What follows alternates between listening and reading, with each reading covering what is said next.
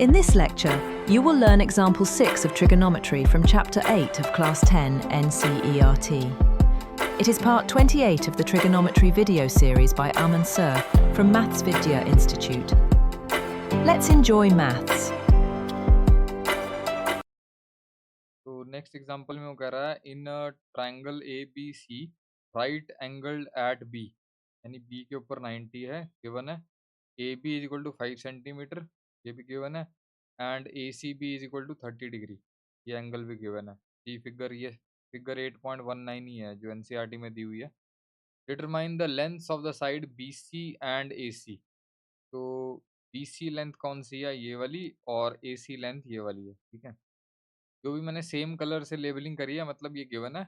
अब कोई और कलर यूज़ करूँगा तो समझो वो मैं खुद अपनी मार्किंग कर रहा हूँ। ठीक है, तो आगे जो भी क्वेश्चन आएंगे तो समझ जाना कि जो जो कलरिंग सेम कलर है ऑरेंज कलर से, जो भी जैसे 90 का साइन बना हुआ है, ये सब क्वेश्चन में गिवन है। ठीक है, तो अब अगर मुझे बी सी निकालनी है और ए सी निकालनी है, तो अगर या मेरे पास अगर बीसी की लेंथ भी होती, मान लो 4 है, तो मैं पाइथागोरस से एसी निकाल सकता था, है ना?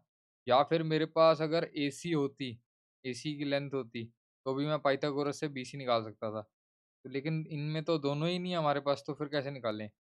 तो फिर कुछ तो क्वेश्चन में दिया हुआ है इन्होंने कि ये एंगल 30 डिग्री जो दिया है, इसका भी तो कुछ यूज़ होगा। ये 90 डिग्री दिया है, इसका भी तो कोई यूज़ होगा। अब 90 और 30 से तो मैं तीसरा एंगल निकाल सकता हूँ, लेकिन उस एंगल से मैं क्या करूँगा? लेंथ तो नहीं निकाल सकता साइड की, है ना? चाहे ट्रायंगल के तीनों एंगल भी दे रखे हों, ये 90 है, ठीक है? ये कितना हो गया 120, तो ये 120 भी है, तो ये कितना बचेगा 60 बचेगा ना? तो तीनों एंगल होने के बावजूद भी हमें तीनों साइड की लेंथ थोड़ा पता चल जाएगी, है ना? तो यानी कुछ तो और करना पड़ेगा। तो फिर अब हम सोचेंगे ट्रिग्नोमेट्रिक रेशियोज़ के बारे में। क्योंकि पेपर में जब क्वेश्चन आएगा तब थोड़ा ना पता होगा कि ये कौन से उसमें से है, ट्रिग्नोमेट्रिक रेशियोज़ में से है या फिर ट्रायंगल्स में से है। अब क्योंकि यहाँ एंगल दिया हुआ है तो हमें समझ जाना चाहिए कि ट्रिग्नोमेट्रिक रेशियो से ही हो सकता है ना? तो जो भी माइंड में आता है वो तो हम अप्रोच लगाएँगे अपनी तरफ से कि क्या-क्या इस एंगल से हम क्या यूज़ कर सकते हैं। ट्रिग्नोमेट्रिक रेशियोज़ में यही तो चाहिए होता है, एक एक राइट ट्रायंगल होनी चाहिए और उसमें एक एंगल दिया होना चाहिए और कोई एक साइड की लेंथ हो, चाहे वो एबी हो या बीसी हो या एसी हो, है ना? तीनों में से कोई भी एक साइड की लेंथ अगर दी हो, तो हम बाकी साइड्स निकाल सकते हैं। मतलब ट्रिग्नोमेट्रिक रेशियो से एबी निकाल लेंगे पहले, पाइथागोरस से बीसी, या ट्रिग्नोमेट्रिक रेशियो से ही एबी और बीसी दोनों निकाल लेंगे प्रोवाइडेड मान लो एसी गिवन है। लेकिन इस क्वेश्चन में तो हमारे को ए बी गिवन है ना? तो हम ट्रिग्नोमेट्रिक रेशियो से ही एसी निकाल लेंगे और ट्रिग्नोमेट्रिक रेशियो से ही बीसी निकाल लेंगे, ठीक है? तो तो राइट ट्रायंगल एबीसी में अगर मैं 90 और 30 डिग्री की बात कर रहा हूँ, तो बीसी इसमें बेस हो गया फिर, 90 के सामने वाला हाइपोटेन्यूज़ हो गया, जो बचा वो परपेंडिकुलर हो गया, है ना? मैंने लिखा है in right triangle ABC, AB upon BC, ये है परपेंडिकुलर अपॉन बेस, ठीक है? किसके इक्वल होगा वो? टैन ऑफ 30 के, परपेंडिकुलर अपॉन बेस हो गया टैन ऑफ 30। एक स्टेप ऐड कर दिया मैंने, जैसे टैन होता है परपेंडिकुलर अपॉन बेस, मैंने लिख दिया perpendicular upon base is tan 30। Perpendicular यहाँ से लिख लिया मैंने ए बी, ठीक है, और बेस कितना है हमारा? बेस है हमारा बी सी, ठीक है, इक्वल टू टैन 30। तो अब यहाँ पे मैं किसकी वैल्यू डालूँ, किसकी वैल्यू गिवन है हमें? ए बी देखो डायग्राम में कितना है 5, और बी सी हमारे पास नहीं है, वही तो निकालना है हमको क्वेश्चन में। और चाहे तो टू फाइंड वगैरह ऊपर लिख लेना, ठीक है?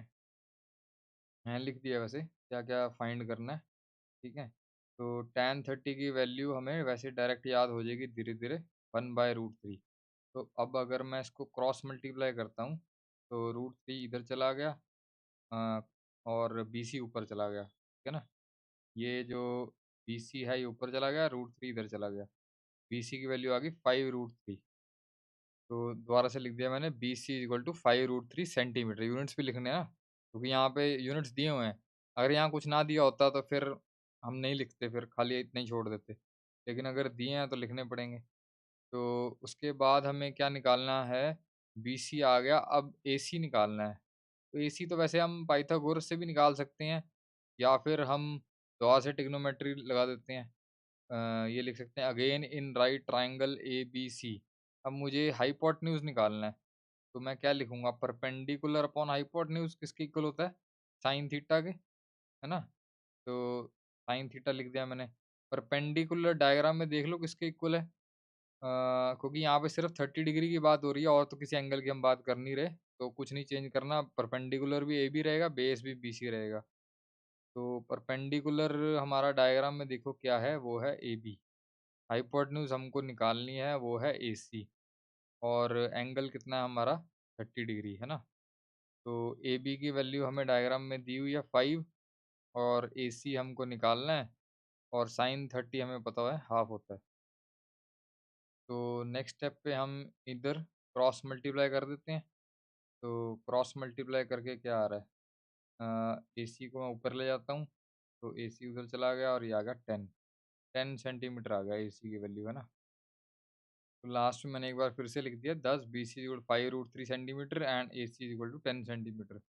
अब कई बार क्या होता है कि एनसीईआरटी में इसको सॉल्व किया होता है, मतलब जैसे B C is equal to 5√3 है ना, तो उसमें क्या किया होगा? 5 × 1.732 मल्टीप्लाई करने के बाद जो भी आएगा सेंटीमीटर।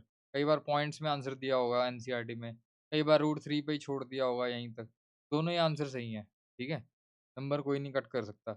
वो वो बात अलग है कि हमें कई बार एग्जैक्ट आंसर चाहिए होता है, मतलब पॉइंट्स में कितना है। वो सिचुएशन पे डिपेंड करता है कि उसकी ज़रूरत है, ठीक है?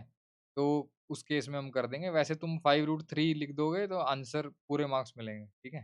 तो लेकिन अब इस एनसीईआरटी में यहाँ तो बस इतना ही आंसर दिया हुआ है, 5√3 दिया हुआ है, ठीक है? लास्ट में एक बार आंसर लिख देना, दैट्स इट।